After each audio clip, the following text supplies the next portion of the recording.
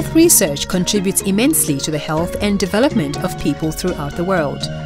Without research, there would be no new drugs, no new diagnostic tests, no new systems for the delivery of healthcare, and so research is essential. More and more research is being carried out in developing countries, in Africa, Asia and South America. Most often, these initiatives are collaborative ventures between developing and developed countries, and while they have undoubted benefits, concerns have been raised that they potentially expose those taking part as subjects in the research to exploitation. Against this background, efforts are being made to increase the protection of the rights, the safety and the well-being of humans in research studies in resource-limited countries. Through independent review and approval by ethics committees, there has been a lot of support from international bodies to help establish such ethical review committees in Africa and elsewhere. One of the essential elements of ethical research is that of voluntary consent, that is, the agreement by the participants to take part.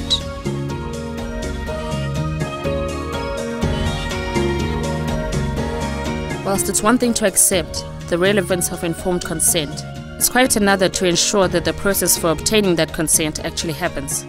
When discussing informed consent, what usually comes to people's minds, and indeed the focus of many researchers, is ensuring that the participant signs the consent form. The signed consent form is regarded by many researchers as a form of protection against litigation should anything go wrong, rather than as a document to show that the informed consent process has been followed.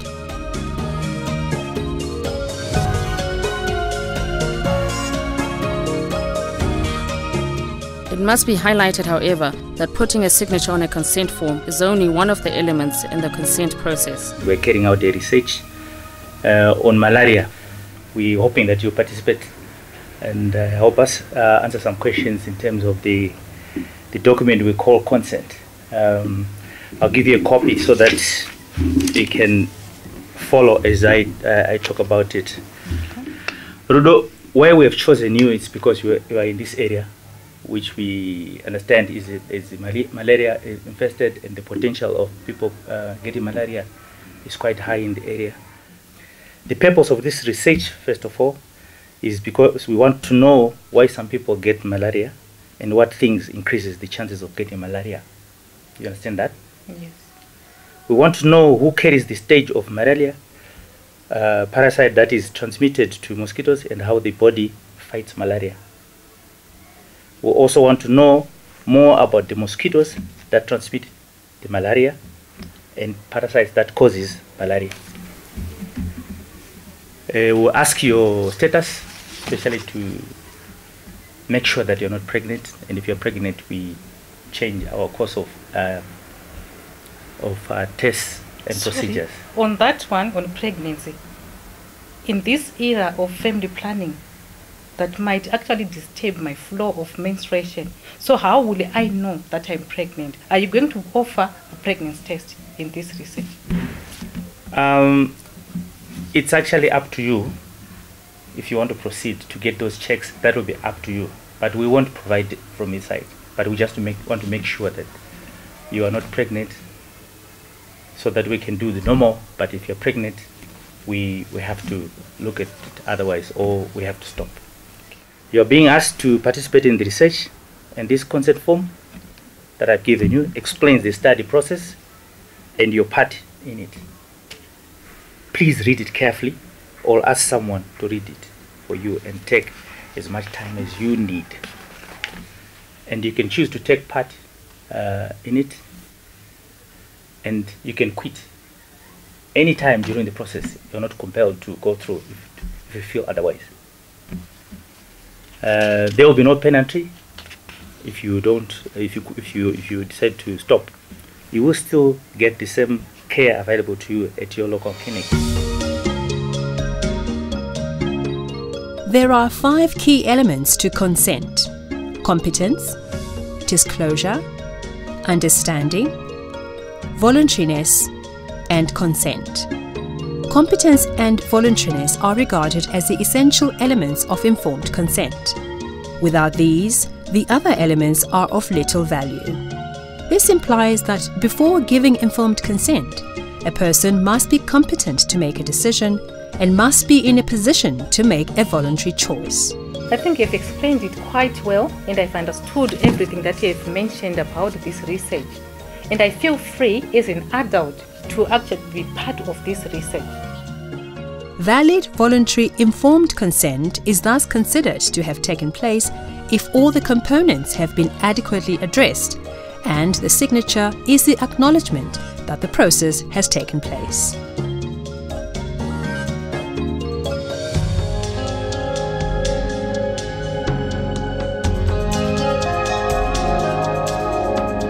Sometimes the research involves children, and that requires the consent of the mother as a competent person.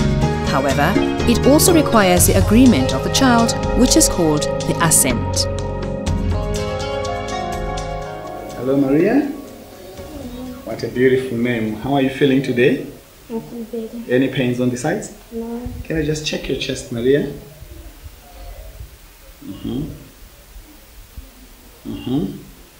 Good. Miss Moyo, like we discussed yesterday, Maria needs treatment as urgently as possible. I talked to you yesterday about the 6 months treatment regime that we can put Maria on. This is what we've been using in our public health system at present. However, you may be interested to know that I'm part of the research team that is working on a new drug. And we think Maria could be one of our pioneer patients on that drug. So, yeah, I want to hear your thoughts about that one. Oh, thank you, doctor. Me as a mother, I think my main concern is for my daughter to go on treatment as soon as possible. For the 6 months, honestly, it's a long period for her, looking at her age. So I think I would definitely consider a 2-week duration of TB treatment. Yeah, Maria, what do you think, my dear? I don't want to. Please, Maria, I think it's a good idea. Mom, I don't want. The best thing is to look at the best interest of the child. If, of course, there is more therapeutic value in the study, then you can actually proceed with the study. But, of course, that decision can always be made by an IRB or an ethics committee. Those are the best people who can actually weigh whether the value that the research is bringing is actually greater, and the risks that the child is actually going to face. Once voluntary consent has been obtained, very often the next stage is research in the laboratory. What is important to explain with regards to laboratory is the type of tests that you're going to do and of what benefit each of those tests is going to be, either to the patient or to the community. It is also important that you explain to them the issues of confidentiality, and you explain to them any harm that they could have, maybe physically, during the taking of the specimen. For instance, if you're taking blood and you're taking venous blood, there's a possibility the patient can continue to bleed, or there could be an abscess. So we explain to them what needs to be done should they continue to bleed, or if they go home and they find that they're having an abscess or a swollen arm. And we put those measures and explain them in the informed consent. We also explain to them how long we're going to keep the specimen, whether it's short-term or long-term storage. Short-term storage is the storage that we do either prior to the testing, if we are batching the tests, or long-term storage if we are going to use the specimen for future testing. And if it's for short-term storage, sometimes it's just to give us a leverage, so that if we have any technical errors, we have a specimen that we have to go back to, which is within the lab, without actually calling the patient again or participant to rebleed.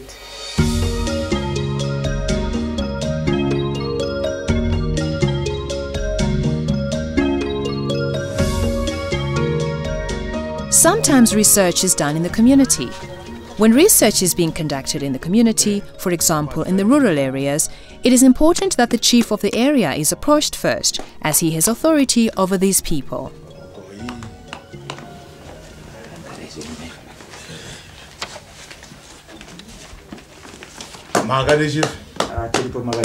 Tinosimba aiwa kwakanaka chaizvo tapindawo mumusha menyu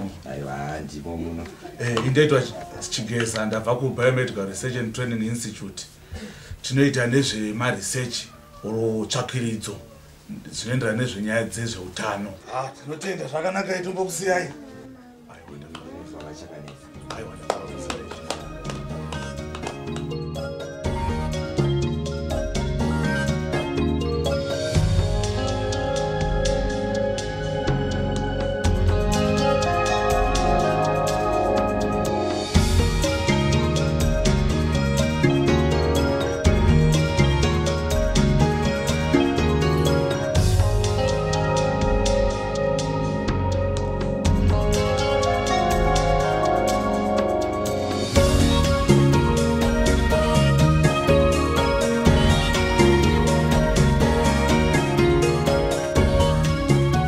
It's important that we respect the cultural values of our society, and the chief or even the subhead are actually the custodians of the community that will be entering. So it's important that we approach them to get their permission.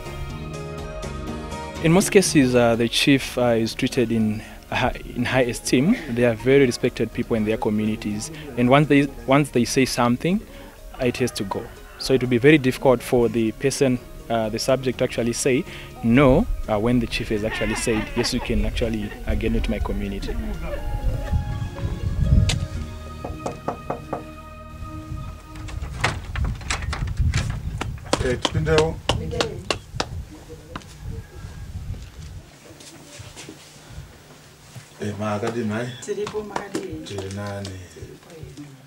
Isu ndabva kuBiomedical Research and Training Institute tinoita nezveresearch tsakurudzo yezveutano izvi.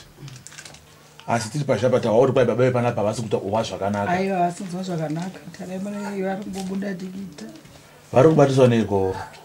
Ndikuona kunge malaria. Zvino taida kunzwa manje kuti ivo baba vangabvuma here kupinda muchirongwa pachavo voga apati zvatagwa nachief izvi. Ameno nditonzwa iwo baba anzi mukabvuma here kupinda muchirongwa.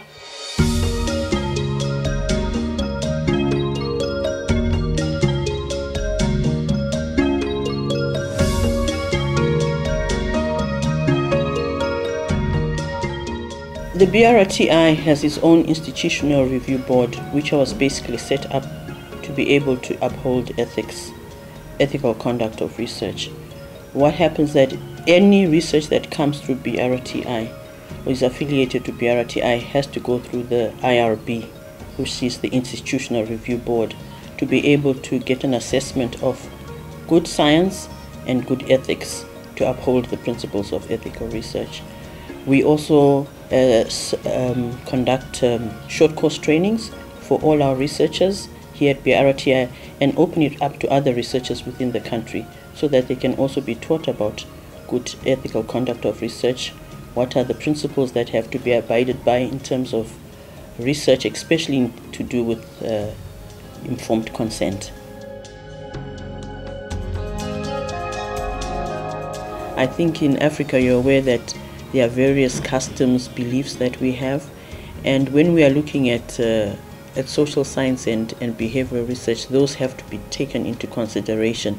A lot of the international guidelines have been focusing on biomedical research, where you are giving especially clinical trials, giving treatment and so forth. But when it comes to the communities, there are certain topics that are taboo that you cannot talk about, and there are certain procedures that one has to follow if you are going into a village or into a community. You have to consult with the traditional leader. You have to consult with the head of the household, and in our customs, that is the father. So when the informed consent is granted by a chief for you to conduct research in his village, does that mean that as a household you also have to give the informed consent?